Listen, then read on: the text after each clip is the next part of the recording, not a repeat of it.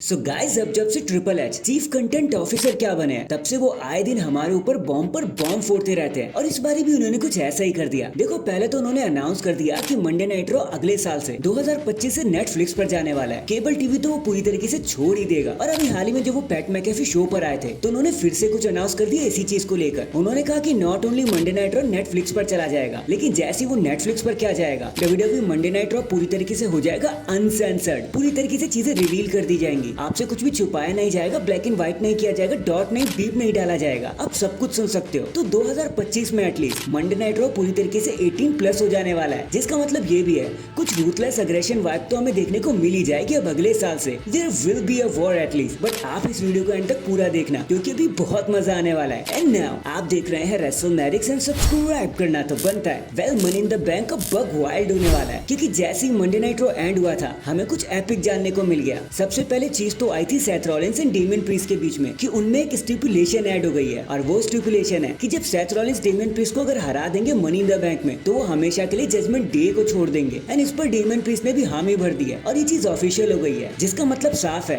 कि आज नहीं तो कल वन वे और दी अनदर जजमेंट डे को बाय बाय कहना ही पड़ेगा डेमियन प्रीस्ट को। एंड दूसरा फैक्ट ये निकल कर आया कि फ्राइडे नाइट स्मैकडाउन से, क्योंकि अब finally 6 man tag team match book कर दिया गया है, वो भी MITV 2024 के लिए। Cody Rhodes, Kevin Owens and रेंडी Orton versus the blood line. अब इसी कहते हैं ना असली बैंगर। डब्ल्यूडब्ल्यूई ने खुद इन चीजों को ऑफिशियल कर दिया है, तो आतिशबाजियां होना तो बनता है। वेल, जब क्लैश एट दी कासल था, हमने तभी आपको बता दिया था कि ये मैच आने वाला है। और लो, अब ये ऑफिशियल भी हो चुका है, तो देख के मजा लेना आप लोग। Next here comes the money. मतलब शेन मैकमैन को तो आप जानते ही होंगे भाई, इनको कैसे भूल सकते हैं हम। तो कैसे इन्होंने सालों तक डब्ल्यूडब्ल्यूई को सर्व किया पूरी यूनिटी के साथ, पूरे दिल के साथ और रिस्पेक्ट के साथ। और अभी हाल ही में उनके लिए एक रिपोर्ट भी आ गई है कि वो चुपके चुपके से AEW के साथ काम कर रहे थे। But that not the case anymore, क्योंकि खुद टोनी खान ने इस पर बयान देते हुए कह दिया कि भाई मेरी तो कोई बात नहीं हुई मैकमैन वगैरह से, भाई ऐसा कुछ नहीं है। तो ये रूमर तो यही खत्म हो गया। बाकी रही बात कि उनका डब्ल्यूडब्ल्यूई में अब रोल क्या है, क्या रिश्ता क्या रहने वाला है उनका, तो भाई बात यह है कि कोई भी रिश्ता नहीं रहने वाला। उनके सारे ही कॉन्ट्रैक्ट, चाहे वो सुपरस्टार के हों, चाहे वो बैक स्टेज के हों,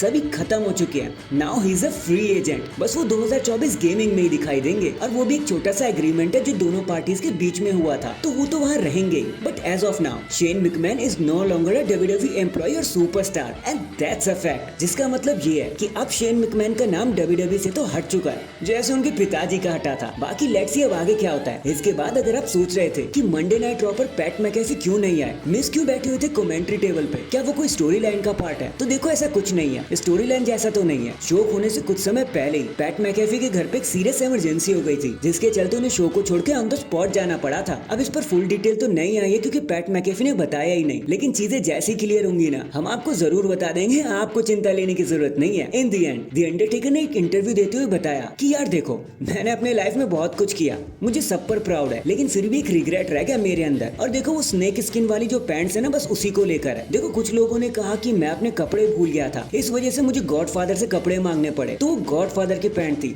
तो भाई ऐसा कुछ नहीं था। देखो, मैं बाइकर कैरेक्टर प्ले कर रहा था उन दिनों में, और मुझे लगा कि स्नेक स्किन पैंट मेरे पे बहुत कूल लगेगी, तो मैं चला गया अपने डिजाइनर के पास और मैंने उससे ये डिमांड रख दी। तो उन्होंने तो साफ साफ मना कर दिया कि भाई बहुत बुरा लगेगा, लेकिन मैं ही नहीं माना। लेकिन उसके बाद मुझे रियलाइज हुआ कि मैंने बहुत बड़ी गलती कर दी है। मैं कर्ट एंगल से लड़ रहा था, बट मेरा सारा ध्यान मेरी पैंट्स के पास ही था, और मेरा इतना दिमाग खराब था, मैं मैच को एंजॉय ही नहीं कर पाया। बट आज भी जब भी मैं उन चीजों को देखता हूँ ना, मुझे बहुत अजीब लगता है। So that is it guys. अभी के लिए तो बस इतना ही। आप मुझे बताना, ये जो मनी इन द बैंक में 6 मैन टैग टीम मैच हो रहा है, इसके लिए आप कितने ज्यादा एक्साइटेड हो, और क्या हमें देखने को मिलने वाला है, कमेंट करके जरूर बताना। एंड चैनल पर नया है तो चैनल को जल्दी से लाइक एंड सब्सक्राइब कर दो। बाकी मैं मिलता हूँ आपसे किसी और अपडेट के साथ। तब तक के लिए अपना ख्याल रखें और खुश रहें।